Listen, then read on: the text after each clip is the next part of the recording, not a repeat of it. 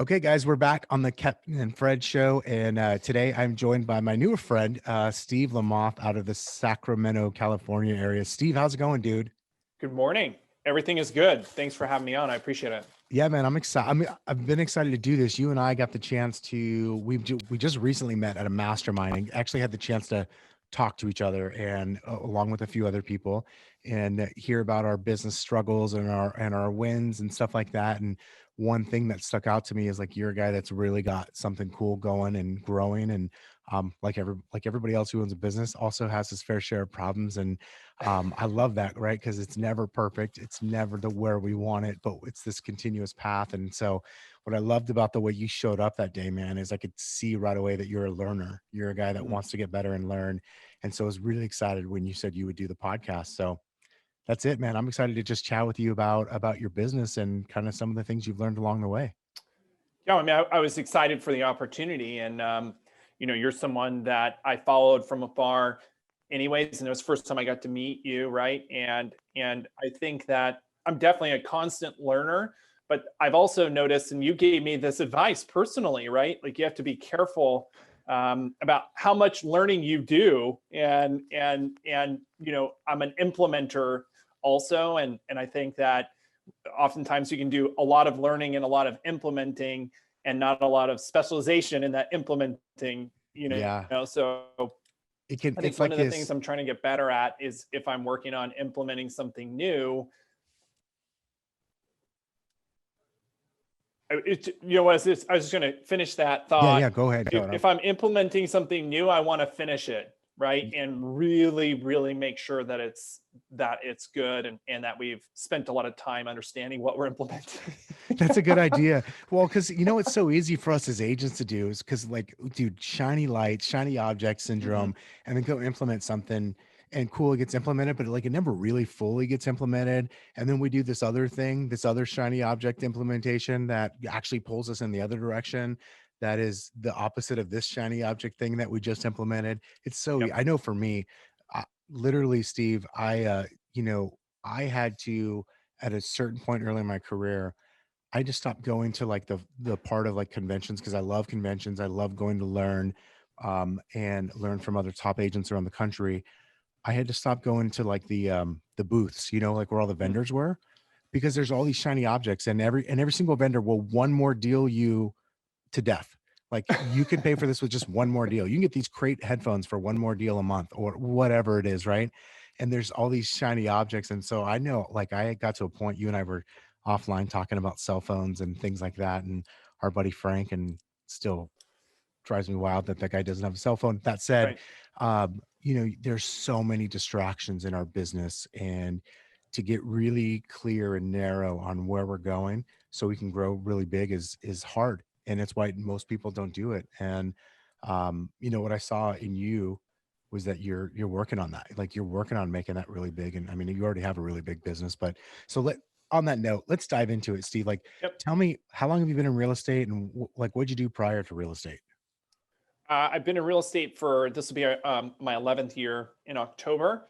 And before real estate, I probably had 5 or 6 jobs, but my full time career before real estate was I was working in commercial printing. I had been doing that for like 7 years, and I got into real estate business because in the recession, my dad and I had gotten the opportunity to buy some investment properties. So I would hunt and search and call agents on signs, and they'd never call me back, and I got licensed to honestly get the key, right? And I was never really a salesperson. And then that just transitioned to, in the recession, I just thought, man, I'm gonna give this a go and try to launch a real estate business. Long story short, I was with Remax for a while and then hung my license with Keller Williams.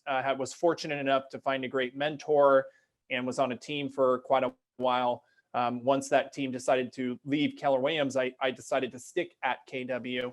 And so in 2018, I had to basically start from scratch, and rebuild a business from the ground up, starting at the CRM and logo level. Yeah. And so In 2020, we did 135 units, about 1.5 million GCI. And we stick to that Gary Keller's like 30, 30, 40 model. So 40% margin, which I'm really proud of and hope to maintain. Dude, it's hard. I'll tell you, first of all, good for you for running that margin, and it's hard to maintain. Most people don't. Yeah. And dude, first of all, did you say 135 transactions last year? Yeah. Dude, that's solid. Give me an idea. So you and I are recording this early February of 2021. Just want to put a timestamp on it. Like, if you had to guess, hey, at the end of 2021, we'll have done X many transactions. What do you think that'll be? 200. That's the goal. And we have penned, closed and pended 25. So we're on track, about 300 GCI. Solid. So, that's my goal. And you and I personally shared this at that mastermind, as you start removing yourself out of production, and this is my problem right now, of that 135, 91 of those transactions flow directly through my efforts, going on the appointment, managing the seller, mainly sellers, and me personally providing that service, and that goes back to that 40% margin, and so I took a lot of great advice from you. The vision is by the end of 2021, trying to remove myself from half of the listing production and transferring that to a listing agent on the team. That's solid. Well, let's be really clear. There were some really smart people in that room that day that gave a lot of good advice for all of us. And it certainly wasn't. I know it certainly wasn't just me. I learned a lot from you and from the other attendees too. Like that was such a good group. But dude, so like that's a 2018. Like it was the middle of 18 too. So I mean, your business really is brand new, and you're talking about doing 200 units this year. Like I gotta ask, how does somebody go? It's not like you were a brand new agent. You sold a decent amount of real estate. You'd already been productive, but working on another team, and then you started over just 2.5 years ago. How do you go from that to 200 deals this year? Like that's a big leap. How do you do that? That's impressive, dude. I'll make a disclaimer too. Yeah, I was sorry about that. I was on a team for 5 years, basically leadership level. So we had a great relationship, and at that time, we made a deal on the database I had built. So I didn't leave with zero database, right? And it served a purpose for my partner at that time, and like he could generate income while he built his business back up. I could generate income while I built my business, right? So yeah. But how I did that, it was still a huge climb to go through. I stayed focused on my lead generation and lead follow-up. So that was key. I carved out 6 hours a day to focus on only listings, trying to find listings to get that listing inventory back up. And then I used it as a great opportunity to build a database philosophy and a lead flow philosophy. And through all the learnings that I had over like a 7-year career in a big team, a top 100 team, I laid the groundwork and the foundation for a profitable team day one. And so like all the challenges that we had with the split mistakes that we made, and we blew our team up several times because we had to reorganize. I just built all of the mistakes from day one into our new model. And just that is our standard from day one. So that allowed me, as we grew and as we hired people on board, the standard and expectation was based on all of these mistakes that I had made previously in 10 years of real estate, right? So it allowed us to, I think, scale very quickly. And I think our biggest differentiator is I put a lot of time and effort into automated lead follow-up and automated database follow-up, but then also like on the transaction management side, because I do sell 90 listings on my own, I automated a lot of the transaction management and client follow-up while they're a client. And I don't know what everyone uses for a CRM, but we use Brevity. And one of the key, like huge, what I would call value propositions of that system is that it touches my clients literally multiple times a week, so I don't have to. Yeah. And that's probably been my biggest game changer, I think, is that using transaction automation and a good listing manager has been the key to my success, being able to manage a lot of deals at a high level. And I want to transfer that to my agents. And I'm building to a model where hopefully our agents are closing 30 transactions each. And we're like, I'm looking for productivity per agent versus agent count. And that's kind of the model we're building to. And as I remove some of that production off of myself, we'll see if that succeeds or not. That's awesome. So that's in a nutshell what happened. Well, and certainly not, I mean, I guess it is a plug for Brevity. Like that's one thing so Ben, the founder, Ben Kinney, who's been a guest a couple times on the show. It's one of the things I love about him is he thinks like an agent because he is an agent. So the tool does stuff like that. And big time. So yeah, plug for Ben. If you are not aware of Brevity, go check it out. You can find their website, Brevity, Brivity. It's a great system. Ben is an agent just like you and I, and except he's a genius and well. So he's really not like you and I, but he's a genius. And I didn't mean that to be a plug. No. I know, but Ben's my buddy, so I want to plug it for him anyways, because you happen to say Brevity. And I think stuff like that's important. Those kind of automated steps, those things to listen, there's leverage in this world. We can have leverage that's people, which is the most valuable, but there's also so much that we can do with technology that benefits us and helps us do our jobs better and easier, and most importantly provide something better for the consumer, right? And Brevity happens to do it. So do something. You said something. There's two things I really want to talk about. Number one is you just said you were spending 6 hours a day basically lead gen and follow up for listings. Were you sort of like, I don't care about buyers, you got agents on the team that'll work those, like I'm focused on listings? What is that like? To give me more of what you mean by that.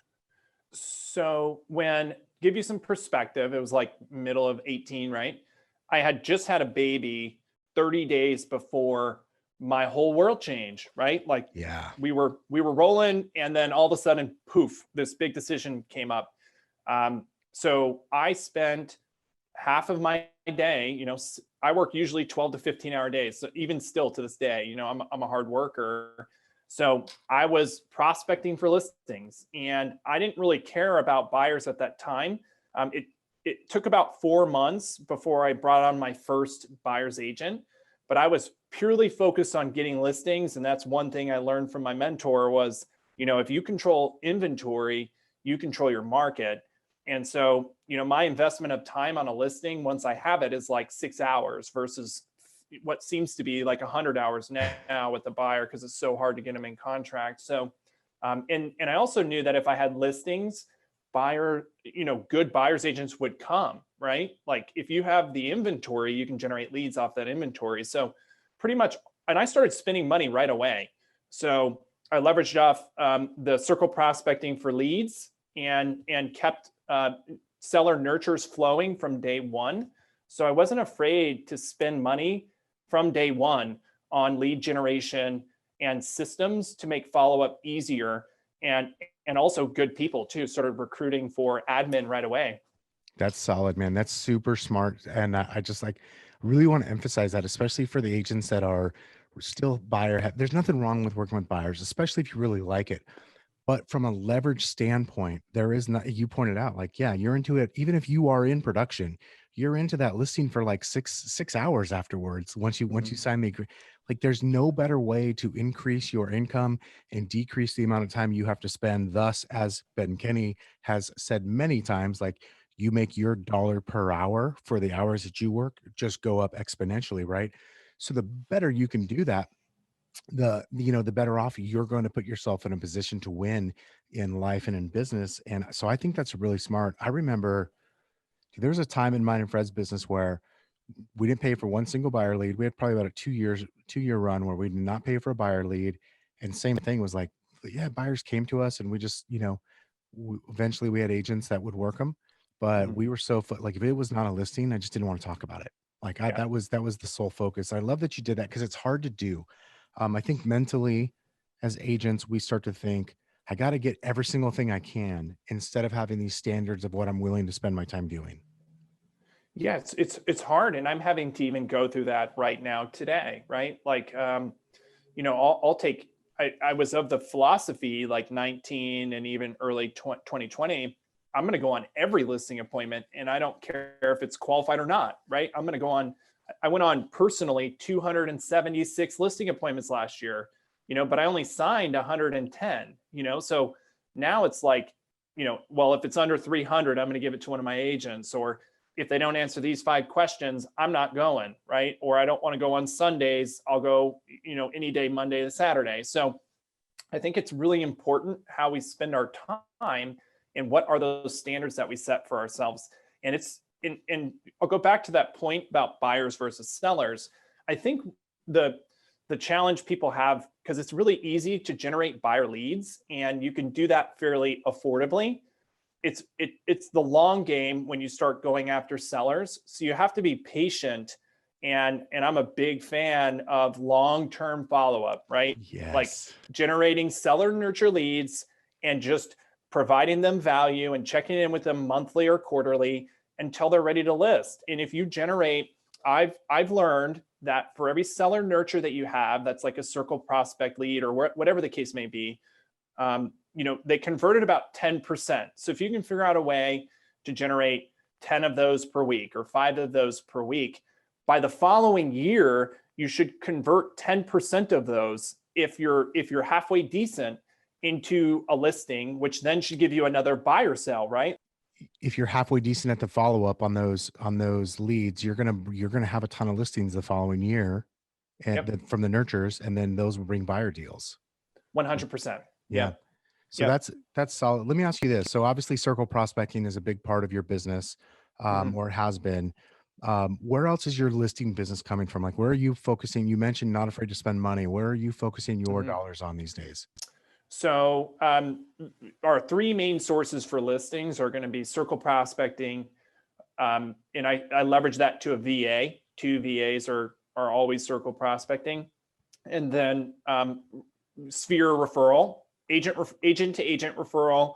Sphere, I lump it all into one referral, and then we do direct to consumer like radio ads. I know not everyone can do that, but that has been fruitful for us. We're about 12 months into that. And then your auxiliary stuff like Homelight, Dave Ramsey, those kinds of referral sites. I would say I'm a huge fan of Dave Ramsey. I've been a follower for a long time. So, I just do that because I like the clients that get referred to us if we do wind up working for them, right?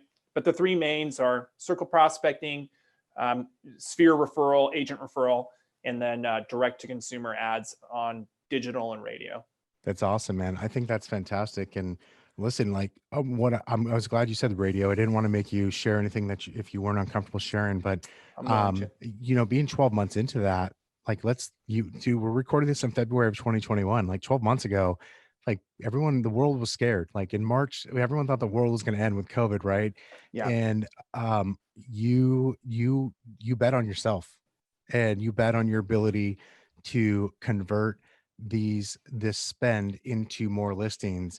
And I love that. That was one of the things you shared at the mastermind. I really love that. I thought that was really shrewd. It wasn't financially responsible. You were in a position to do it, but you also were willing to do something. It's like that Warren Buffett saying, right? When everyone else is greedy, be Yeah. fearful. When everyone else is fearful, be greedy. And I think you took a really great opportunity to go out and really help you solidify your business in a big way to set you up for some really big stuff to come. And man, I just want to say hats off to you for that, because I think that was that a hard decision for you?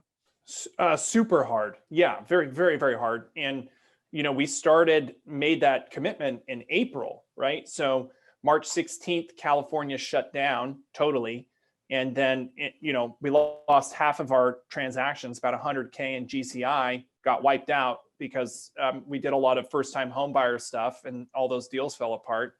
And then in March, we started calling all of our vendors and getting either our subscriptions like delayed for 3 months. Like we were just trying to take advantage of every savings we could. Yeah. This goes back to like one key piece of advice I would give any agent at any level.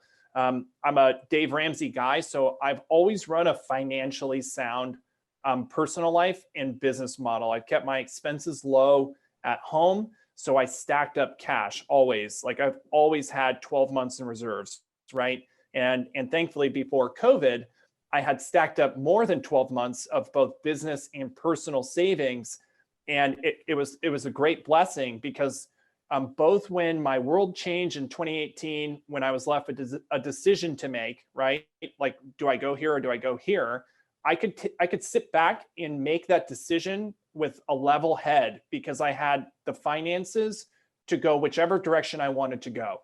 Both ways were going to be profitable no matter what. Like I knew if I went here, it was going to be great. I took a leap of faith. Same thing with COVID. Once the dust settled and I could see that people were still buying homes, right? Like we were still seeing people want to transact. I started using my cash to my advantage. And between radio, I saved probably a 30 to 40% on my normal, on what it should have costed because everyone started pulling their ad spend at that time. Between radio, PPC, Facebook, we were buying leads at like half the cost, right? Because everyone stopped spending money. So smart. And so I think that will pay off in this year and next year. And I think that's the key whenever you start spending money on your business.